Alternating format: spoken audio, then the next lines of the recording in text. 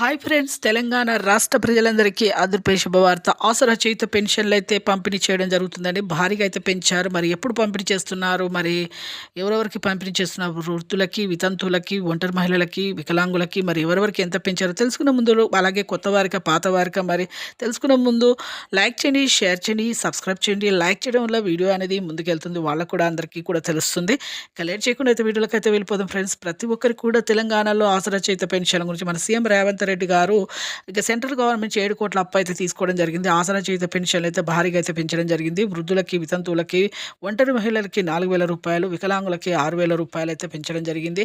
ప్రతి ఒక్కరికి కూడా అయితే పెంచడం జరుగుతుందండి. ప్రతి ఒక్కరికి కూడా. అలాగే 2016లో పాత పెన్షన్దారులు ఎవరైతే లబ్ధిదారులు ఉన్నారో వారికి మాత్రం ఇప్పుడైతే 4,000 నుంచి 6,000 వరకు అయితే పెంచుతూ ఉన్నారు. అయితే ఈ ఫిబ్రవరి మంత్ నుంచే పెంచడం జరిగిందండి. అయితే మనకి ప్రతి ఒక్కరికి కూడా ఈ ఈ ఇప్పుడు పాత వారికి ఇవ్వడం జరుగుతుందండి. ప్రతి ఒక్కరికి కూడా ఇప్పుడు ఈ పెన్షన్ అనేది ఒక నెల ముందే మనకు పెంచినా కూడా తర్వాత అనేది వస్తుంది.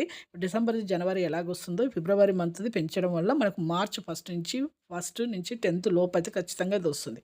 ఫిబ్రవరి మంత్ నుంచే పెంచడం జరిగింది. మార్చ్ ఫస్ట్ నుంచి 10థ్ లోపు అయితే మీకైతే రావడం జరుగుతుంది అమౌంట్ అనేది. ఇక అలాగే కొత్త వారికి మాత్రము వెరిఫికేషన్స్ అయిన తర్వాత వాళ్ళకి పెంచడం జరుగుతుంది. Thanks for watching.